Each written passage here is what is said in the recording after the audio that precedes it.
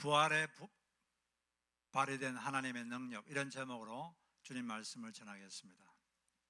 제가 교회 다니는 사람들하고 대화를 하다 보면 교회 다니는 사람들 중에도 많은 사람들이 하나님이 과연 살아 계시는가, 거기에 대한 확신이 없는 사람들이 있습니다. 또 죽은 다음에 진짜 천국과 지옥이 있는가, 거기에 대해서도 의심이 있는 사람들이 있고, 거기에 대한 확신이 없는 사람들이 제법 있다는 걸 제가 발견하게 되었습니다. 이게 가장 기본적인 것인데, 하나님은 계시고 죽은 다음에는 영원세가 있다, 이게 믿어져야지 신앙생활이 제대로 되는데, 그게 잘 안, 그걸 의심하고 그런 사람들이 좀 있는 걸 제가 알게 되었습니다. 그런데 하나님께서는 하나님이 살아계시고 죽은 다음에는 영원세가 있다, 여기에 대한 확실한 증거로 부활과 승천을 인간에게 보여주셨습니다. 예수님이 부활하시고 죽은 다음에 다시 많은 사람들이 보는 앞에서 하늘로 올라가신 것 때문에 하나님은 살아계시고 또 죽은 다음에 영원세계가 있는 것을 우리는 알 수가 있는 것입니다. 예수님의 부활과 승천을 통해서 하나님의 살아계심과 영원세계가 입증이 된 거죠. 예수님이 십자가에서 돌아가셨다가 살아나신 것, 그리고 많은 사람들 앞에서 보는 앞에서 하늘로 올라가신 것은 역사적인 사건입니다. 역사에서 실제로 일어났다는 사건이죠. 여러분들은 1592년도 8월 14일 이순신 장군이 한산 대첩에서 일본 배 59척을 전멸시킨 것을 믿습니까? 실제 그런 일이 일어났습니까? 그건 역사적 사건이죠. 그리고 또 로마 제국이 기독교를 엄청나게 핍박했습니다. 마지막 핍박, 그리고 가장 강력한 핍박, 그것이 304년부터 311년에 있었는데, 그 마지막 아주 가장 강력한 박해가 있은 바로 1, 2년 후에 313년도에 기독교를 공인하게 됐어요. 이것도 역사적 사건이죠. 실제로 그런 일이 있었습니다. 그렇다면 예수란 분이 십자가에서 죽으시고 3일 만에 다시 살아나시고, 그것도 그냥 몸으로 산 게 아니라 좀 신비로운 몸으로 사시고, 그리고 하늘로 올라가신 것, 이게 역사적 사건이에요. 그걸 믿습니까? 그게 진짜면 하나님은 살아 계셔야 됩니다. 안 살아 계시면 그런 일이 일어날 수가 없어요. 그리고 죽은 다음에 지옥과 천국이 있는 것이 그걸 통해서 입증된 거죠. 예수님이 부활하신 다음에 하늘로 올라가셨는데 어디로 올라가셨겠습니까? 천국으로 올라가신 거죠. 이걸 통해서 우리는 알 수가 있는 것입니다. 그러므로 이 부활하시고 승천하신 것은 엄청난 사건이에요. 제자들이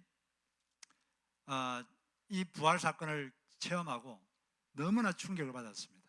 이런 건 경험해 보지를 못했거든요. 그때부터 이분들은 이제 우리가 부활을 전해야 된다, 이 부활 사건, 이 승천 사건을 온 천하에 전해야 된다. 그때부터 이 사람들의 마음에는 부활의 증인되어야 된다는 마음이 그들을 가득 채웠습니다.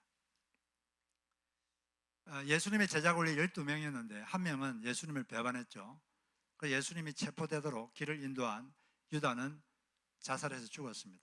그 다음에 12명을 충원하려고 베드로가 충원하려고 했는데, 그 충원하는 목적이 뭐냐에 대해서 사도행전 1장에 보면 다음과 같이 말하고 있습니다. 22절에 보니까 곧 요한이 침례를 주던 때로부터 예수께서 우리를 떠나 하늘로 올라가신 날까지 늘 우리와 함께 다니던 사람 가운데서 한 사람을 뽑아서 우리와 더불어 부활의 증인으로 삼아야 할 것입니다. 제자들은 그때부터 부활을 전해야 된다, 이 놀라운 사건, 이걸 전해야 된다. 그래서 전해서 저도 듣게 되었고 여러분들도 듣게 된 것입니다. 이 만약 부활이 없고 그 다음 죽은 다음에 영원세계가 없다면 여기 있는 사람들 중에서 제일 불쌍한 사람이 누굴까요? 제가 가장 불쌍하겠죠. 저는 맨날 그게 사실입니다, 믿으라고 맨날 지랄하는데 이게 없으면 저는 인생 허사한 거죠. 근데 저는 확신합니다. 하나님은 살아계시고 죽은 다음에는 영원 세계가 그때부터 펼쳐집니다. 지옥 갈 사람은 지옥 가고 천국 갈 사람은 천국 가는 거예요. 아주 심각한 문제예요. 노후 대책도 중요한데 사후 대책이 더 중요합니다. 아주 심각한 문제입니다. 이 문제를 확실히 해결해야 돼요. 죽은 다음에 어디로 갈지. 우리는 이 부활하신 예수님은 지금 부활하셔서 살아계신데 우리를 위해서 기도하고 계십니다. 기도만 할 뿐 아니라 또 우리가 기도하면 듣고 계세요. 기도를 우리가 그래서 많이 하는 것인데, 기도를 하는 것도 중요한데 무엇을 위해서 기도할 것인가, 이것도 더 중요합니다. 우리가 뭘 위해서 기도할 것인가. 우리는 물론 삶에서 생활적인 기도를 할 필요가 있습니다. 왜냐하면 먹고 사는 문제가 쉽지가 않거든요. 그냥 이렇게 이 땅에 사는 것 자체가 아주 힘듭니다. 그리고 자녀를 키우는 것도 너무 힘들고 또 건강을 유지하는 것도 쉽지가 않습니다. 우리 힘으로 살 수가 없어요. 하나님의 도움이 필요합니다. 그래서 우리는 기도하는 거죠. 그런데 우리의 기도가 이런 생활적인 기도에 국한된다면 슬픈 일이죠. 왜냐하면 영혼의 건강이 제일 중요한 것이기 때문에 그렇습니다. 우리의 기도는 좀 더 영적인 기도가 되어야 됩니다. 오늘 우리가 읽은 이 본문은 바울이 에베소 교회를 위해서 기도한 내용을 적은 것입니다. 에베소 교회는 지금 터키의 서부 지역, 서부 해안에 에베소라는 도시가 있는데 그 도시에 있는 교회에 보낸 편지입니다. 그 교회를 위해서 기도를 하는데 이 세 가지를 위해서 기도하고 있어요. 이 세 가지 기도 제목이 우리의 기도 제목이 되어야 될 것입니다. 중요하니까 기도를 한 거죠. 먼저 첫 번째는 하나님을 더 알게 해 주시옵소서. 이게 첫 번째 기도 제목이에요. 하나님을 더 알게 해 주십시오. 두 번째는 우리의 소망이며 우리의 기업인 하늘나라가 얼마나 영광스럽고 풍성한지 제발 깨닫게 해 주시옵소서. 하늘나라, 영원한 기업, 우리의 소망, 이것이 얼마나 영광스럽고 풍성한 것인지 깨닫게 해 주십시오. 이 두 번째 기도. 세 번째는 부활과 성천을 통해서 잘 드러난 하나님의 능력이 얼마나 큰지 그것을 깨닫게 해 주시옵소서. 이 세 가지를 기도를 하고 있습니다. 이것들이 여러분들의 기도 제목이 되기를 바랍니다. 기도하면 부활하신 주님이 들으시고 응답해 주실 것입니다. 우리는 먼저 하나님을 더 알게 해달라고 기도를 해야 돼요. 지혜와 계시의 성령을 부어주셔서 지혜의 성령, 계시하셔서 영적 진리를 알게 하시는 그 성령이 우리에게 부어주셔서 우리가 하나님을 더 알게 해주십시오. 이렇게 기도하면 우리가 하나님을 더 알게 될 것입니다. 하나님을 안다는 것은 하나님을 경험적으로 아는 거죠. 경험적으로, 정보를 아는 게 아니라 하나님을 경험적으로 아는 것입니다. 하나님이 뭘 좋아하시는지, 뭘 싫어하시는지, 그분은 어떤 성품을 갖고 있는지, 그분의 사랑이 얼마나 대단한지, 그분의 사랑도 알아야 되고, 이런 걸 우리가 더 알아야 돼요. 사람들은 미국의 경제 동향이 어떤지 이걸 알려고 합니다. 아는 것도 필요하죠. 더 중요한 것은 하나님을 아는 게 더 필요해요. 우리는 주변 사람들을 알 필요가 있습니다. 그래야지 서로 잘 지낼 수가 있어요. 옆에 사람하고 잘 지내려면 그 사람을 좀 알아야 돼요. 이 사람은 장점이 뭔가, 약점이 뭔가, 그걸 좀 알아야 됩니다. 이 사람은 무슨 말을 하면 화를 잘 내는가, 어떻게 하면 이 사람이 기뻐하는가, 이런 것도 좀 알아야 되고. 저도 저희 아내하고 만난 지 지금 28년이 됐는데 28년 전에 처음에 만났을 때에 비하면 지금 저희 아내를 훨씬 더 많이 알게 됐습니다. 왜냐하면 같이 사니까, 같이 살면서 알게 된 게 많죠.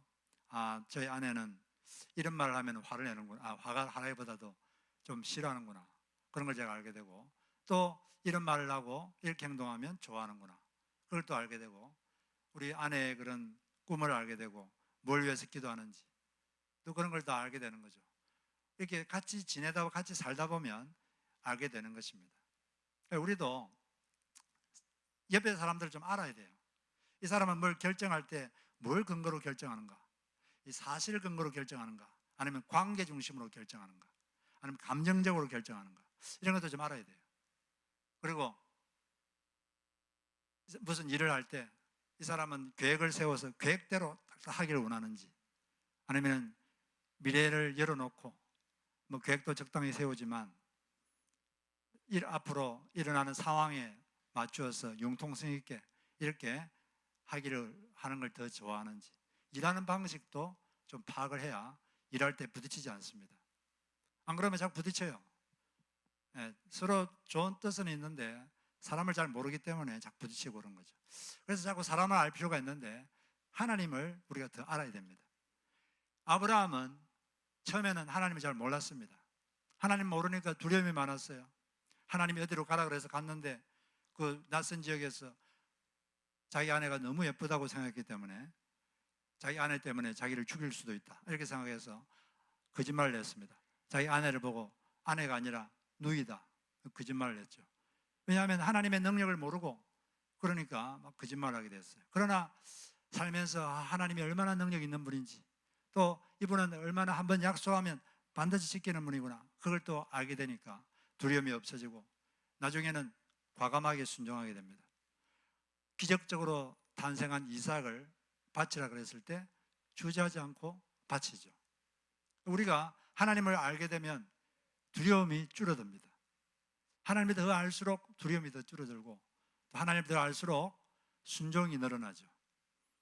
하나님을 더 알고 그럴수록 우리는 더 순종하게 되는 것입니다. 하나님을 계속 더 여러분 많이 아시기를 바랍니다. 그 다음에 두 번째는 뭘 우리가 기도해야 되느냐? 우리의 부르심의 소망이 무엇인지 알게 해달라 기도하죠.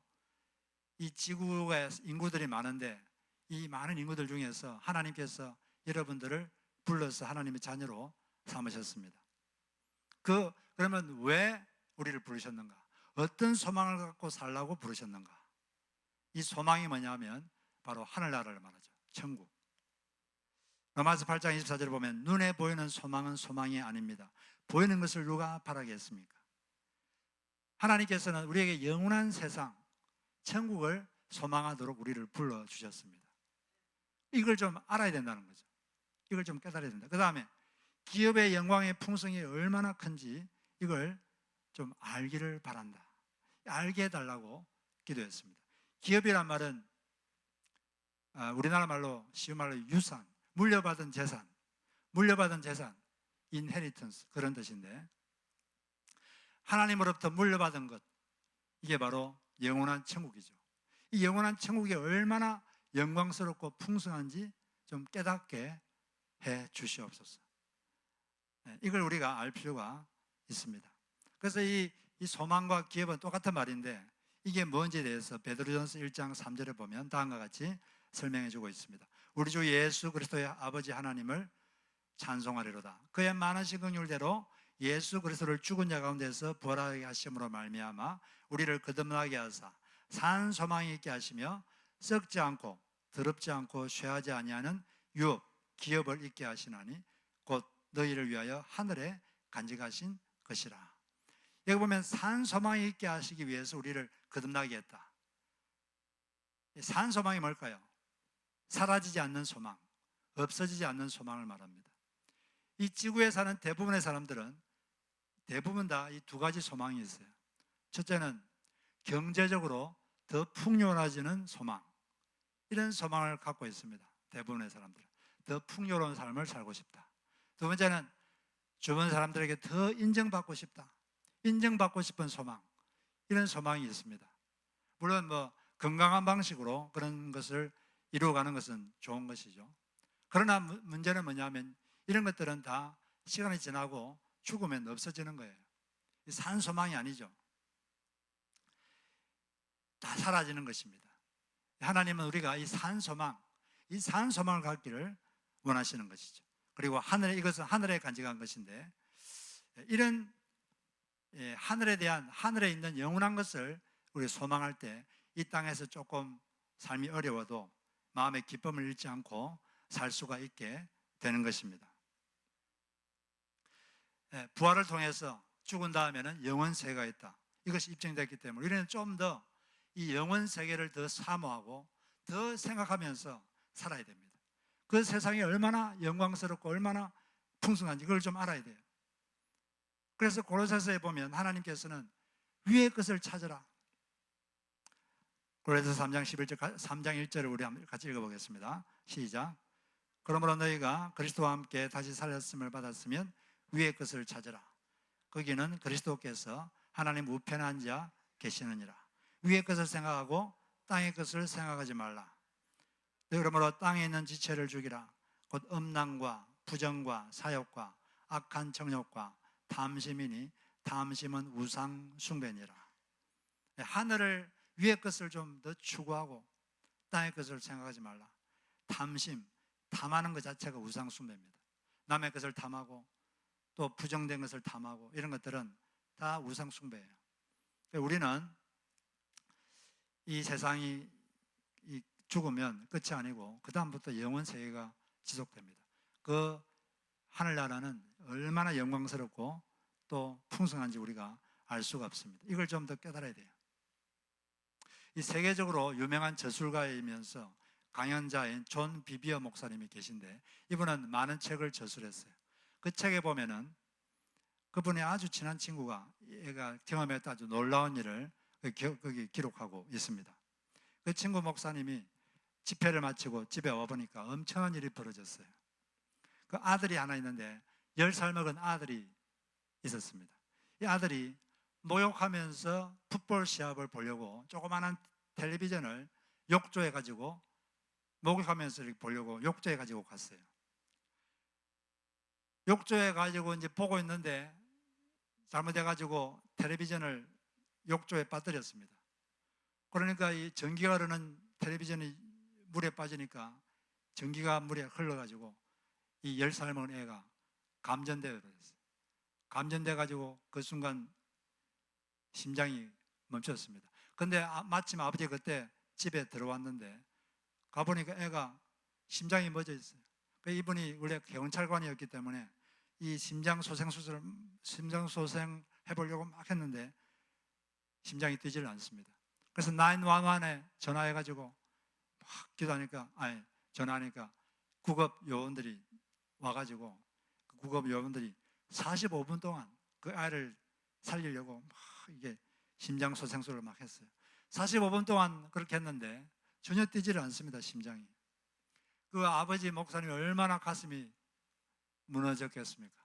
너무 고통스러워서 막 그 자리에서 하나님께 막 기도했습니다. 하나님 살려주십시오. 우리 아들을 살려주십시오. 막 기도하고 있는데 그 기도를 한참 하고 있는데 뭔가 갑자기 자기 머리에 하나님의 손이 자기 머리에 얹혀져 있다 이런 느낌이 들면서 마음 존재 깊은 곳, 그의 영 깊은 곳에서 강한 믿음이 생기는 것을 느꼈습니다. 마음속에서 믿음이 확 생기는 게 느껴졌어요. 그 믿음으로 다음과 같이 말을 했습니다. 예수님의 이름으로 너는 죽지 않고 살 것이다. 하나님이 강하게 임했을 때 말을 하면 그 말대로 됩니다. 너는 죽지 않고 살 것이다 라고 말을 했는데 그 순간에 아이가 심장이 뛰기 시작하는 거예요. 기적이 일어난 거죠. 근데 물론 그 이후로 회복되는데 몇 개월이 걸렸지만 그는 포기하지 않고 기도하고 계속 심장을 하고 결국 아이가 정상적으로 살아났고 지금은 훌륭한 성인이 되어서 살고 있습니다. 근데 더 충격적인 것은 이 아이가 살아난 다음에 자기가 죽었을 때 어떤 일이 벌어졌는지 그것을 이야기를 했어요. 10살 먹은 애니까 좀 의식이 있는 애죠. 자기 욕조에 빠져가지고 TV가 욕조에 빠져서 감전되었을 때 갑자기 큰 천사가 나타나서 자기 오른팔을 잡고는 바로 자기를 몸 밖으로 끌어내더라는 겁니다. 몸 밖으로 자기를 끌어내는 거죠. 이게 뭡니까? 지난주도 말했듯이 사람이 죽는다는 게 뭐라 그랬죠? 죽는다는 것은 영혼이 몸에서 빠져나오는 거예요. 그러면 죽는 겁니다. 천사가 자기 몸에서 영혼을 확 끄집어내더니 끄집어낸 다음에 엄청난 속도로 어떤 터널을 통과해서 천국의 어느 곳에 내렸다는 것이죠. 여러분들도 죽을 때가 있을 텐데 죽는 순간 여러분 몸에서 영혼이 빠져나옵니다. 그리고 여러분의 시체를 보게 될 거예요. 그 애도 자기 시체를 본 거죠. 그래야 거기 천국에 내렸는데 보니까 천국의 길들은 투명한 순금이었습니다. 그리고 거기서 죽은 친척들을 만났어요. 예수님 잘 믿는 친척들을 거기서 만났고, 그리고 그 아이가 죽기 한 달 전에 자기 옆집 사람이 필요한 사람인데 이 사람이 예수님을 믿기로 하고 영접했습니다. 그 사람이 거기 있는 거예요. 거기서 반갑게 인사하고 그러고 있는데 사람들을 해치고 예수님께서 갑자기 나타나셔서 천국을 구경시켜 주겠다고 하면서 구경을 시켜 주었습니다. 너무나 아름다웠어요. 너무나 아름다웠습니다. 너무나 넓었어요. 그리고 풀, 나무, 꽃 이런 것들이 마치 살아있는 것처럼 노래 부르는 것처럼 노래를 부르고 있었습니다. 너무나 황홀했죠. 근데 그러고 있는데 그 다음 순간에 예수님께서 휘장을 좀 어디 젖히니까 자기 아버지가 보여요. 자기 아버지가 막 아들을 살려달라고 막 기도하는 게 다 보입니다. 예수님께서 너는 너희 아버지 때문에 다시 가야겠다. 그러면서 가라 그러는 순간에 다시 자기 영혼이 아주 빠른 속도로 자기 몸에 들어왔다는 거죠. 그래서 살아났다는 것입니다. 저는 이 체험이 사실이라고 믿습니다. 왜냐하면 성경하고 비슷하거든요. 이 사람이 죽으면 그것도 끝이 아니에요. 죽은 다음에 어디로 갑니다. 천국 가든지 지옥 가든지 둘 중에 하나로 갑니다. 여러분 이 세상에서도 사는 게 힘든데 죽어서 좋은 데 가야 되지 않겠습니까?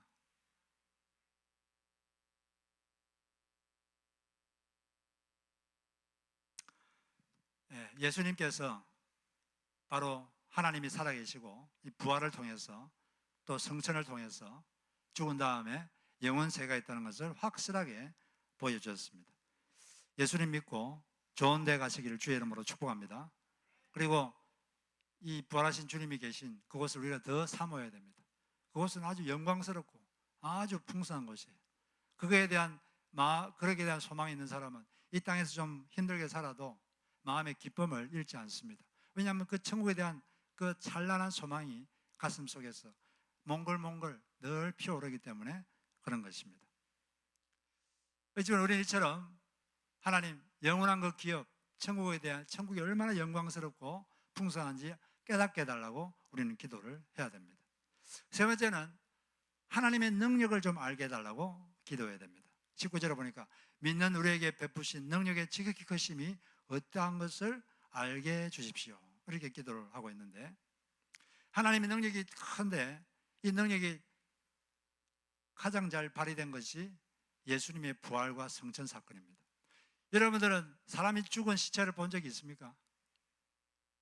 꼼짝도 안 하는, 흔들어도 꼼짝도 안 하는 시체. 근데 그 시체가 살아난다는 건 엄청난 거죠.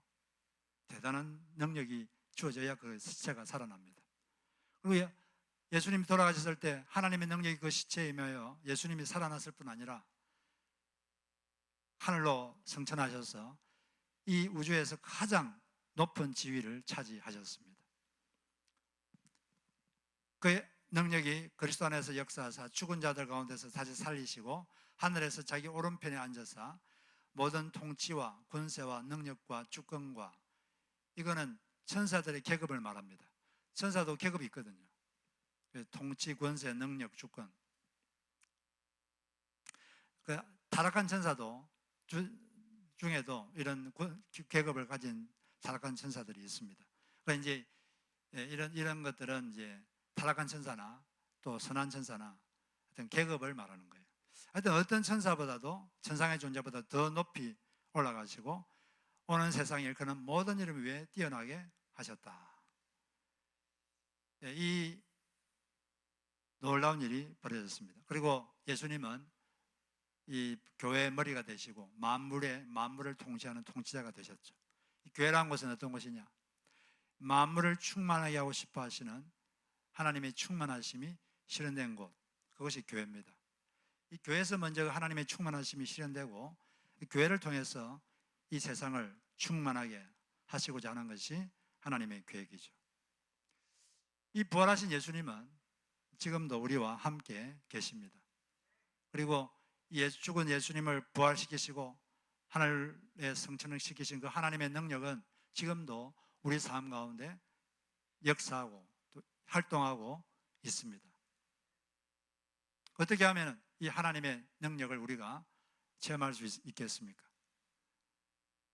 그걸 알고 우리가 그 능력을 체험하는 것이 필요하죠. 지금도 이 하나님의 능력이 우리에게 임하면 죽은 것이 살아나고 없는 것이 있게 되는 것입니다. 아브라함은 나이가 100세, 또 아내가 90세 때 아내가 임신하는 능력이 없었습니다. 몸이 죽었죠. 그런데 이 하나님의 능력, 부활하실 때 임하신 하나님의 능력이 임하니까 사라의 몸이 다시 살아났고 그 몸이 임신을 했습니다. 그 이삭이 태어났죠. 그리고 또 에스겔서 37장에 보면 그게 부활시키신 하나님의 능력이 임하면 얼마나 극적인 사건이 일어나는지 잘 말해주고 있습니다. 이 어떤 골짜기에 마른 뼈들이 가득한데 그게 하나님께서 그 마른 뼈들을 통해서 말씀하셨습니다. 마른 뼈들아, 내가 너에게 생기가 들게 하리니 너희가 살아나리라. 생기야 마른 뼈에 들어가 마른 뼈를 살려라. 그렇게 말씀하셨어요. 그 말씀을 듣고 이 에스겔 선지자가 그걸 대언했습니다. 대변. 그러니까 대변하자마자 뼈다귀들에게 살이 입혀지고 또 신경이 덮이고 가죽이 입히고 거대한 군대가 됐습니다. 지금도 마른 뼈다귀 같은 것, 죽어 있는 것, 다 끝난 것 같은 것, 그런 것에 하나님의 말씀이 임하고 하나님의 능력이 임하면 거기에 생기가 들어가고 거기 살아나고 회복되고 얽힌 것들이 다 풀어질 줄로 믿습니다. 그런 하나님의 능력이 여러분 인생에 넘치시기를 바랍니다. 그런데 이 하나님의 능력이 임하게 하려면 어떻게 해야 되느냐? 이 예수님의 부활을 최초로 목격한 여인들처럼 해야 됩니다. 예수님의 부활을 최초로 목격한 여인이 3명인데 막달라 마리아, 야고보의 어머니 마리아, 그리고 살로메라고 마가복음에서 말하고 있죠. 이 여인들은 예수님을 따라다녔던 자매들이에요. 그 예수님의 그 능력을 보고 얼마나 환호했겠습니까? 아, 이분을 따라다니면 뭔가 좋은 일이 생기겠다. 그러고 있는데 갑자기 예수님이 체포당하고 죽어버렸어요. 얼마나 절망적이었을까요? 얼마나 낙심했을까요? 얼마나 좌절했을까요? 이 좌절했지만 이 여인들은 그래도 예수님의 시체가 있는 곳으로 갔습니다. 마음이 절망했었지만 예수님이 계신 곳으로 갔어요. 3일째 되는 날. 가니까 거기서 예수님의 부활을 최초로 목격하게 된 것입니다. 여러분들이 마음 상태가 어떻든 상관없이 이 여인들처럼 예수께로 가면은 갈 때 그때 예수님을 체험하게 되고 하나님의 능력을 체험하게 되는 것입니다. 자꾸 주님께로 가야 돼요. 주님을 만나고 싶은데 여러분들이 주님께 안 나오면 주님 여러분들을 만날 수가 없는 거예요. 한국의 어떤 자매님이 남편의 사업 실패로 어마어마한 빚을 지게 됐습니다. 도저히 갚을 수 없는 큰 빚을 지고 또 비슷한 시기에 몹시 사랑하던 어머니가 돌아가셨어요. 그리고 자기 몸에도 문제가 생겨서 자궁 제거 수술을 했습니다. 그런 일이 생길 때마다 이 모든 불행은 남의 탓이다. 남을 원망하면서 살았습니다. 남 탓을 돌리고 남을 원망하고 그러다 보니까 우울증이 한없이 깊어졌어요. 마음이 우울하고 생각에는 죽고 싶다는 생각밖에 들질 않았습니다. 죽고 싶다. 그것밖에 아무 생각이 들지 않았어요. 그 어느 날 이 한국을 떠나고 싶어서 미국으로 가려고 가방을 챙겨 들고 공항으로 갔습니다. 그런데 보니까 돈이 없어서 가지는 못하고 또 집에는 들어가기 싫고 그래서 기도원에 갔어요. 기도원에 갔는데 기도원에 가가지고 하루에 4번씩 하는 예배를 참석했습니다. 한 이틀 정도 예배를 참석하니까 최초로 당한 것 같은 생각이 들었어요.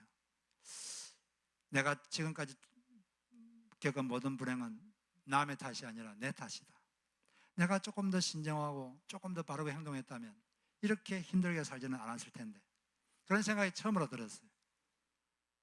그리고 그런 마음으로 새벽 기도를 참석했는데 새벽 기도 중에 마음속에서 울려 퍼지는 영적 음성이 들렸습니다.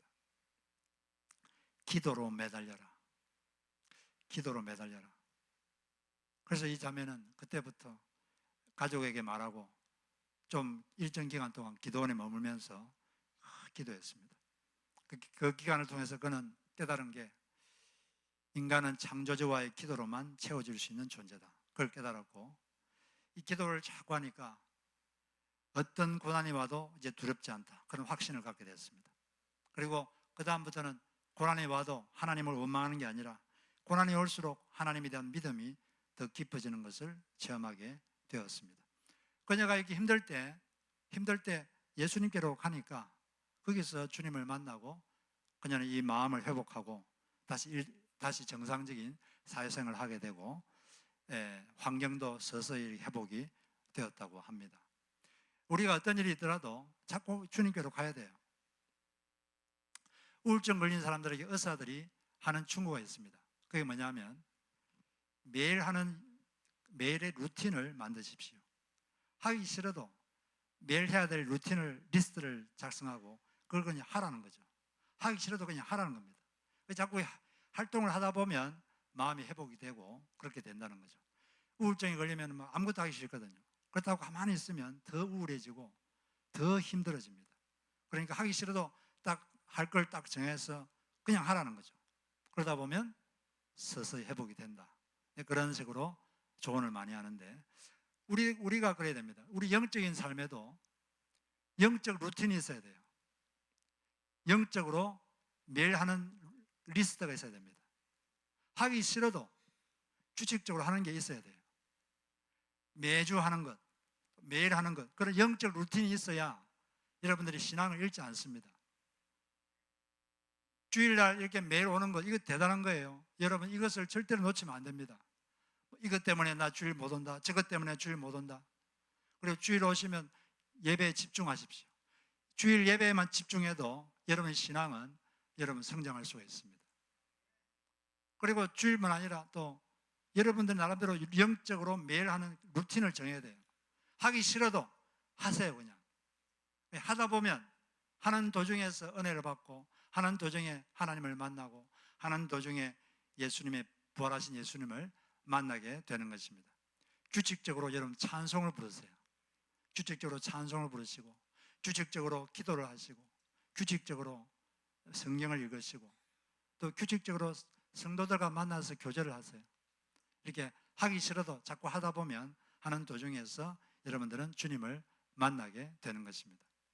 주님께서는 여러분을 만나서 좀 축복을 주고 싶은데 여러분들이 안 만나주면 주님도 어떻게 전달할 방법이 없는 거죠. 자꾸 주님께로 와야지. 은혜를 받으려면 은혜가 흐르는 곳에 자꾸 와야 돼요. 그래야지 하나님이 준비하신 은혜를 여러분들이 받게 되는 것입니다. 매일매일 또 매주 영적 루틴을 여러분 삼으시기를 바랍니다. 그런 습관을 딱 잡으시고 계속 그렇게 할 때 여러분들은 매일매일 주님의 은혜 가운데 살고 이 부활하신 주님의 능력을 체험하게 되는 것입니다. 그런 여러분 되시기를 주의 이름으로 축복합니다. 우리 찬송 한 곡 하고 같이 기도하겠습니다.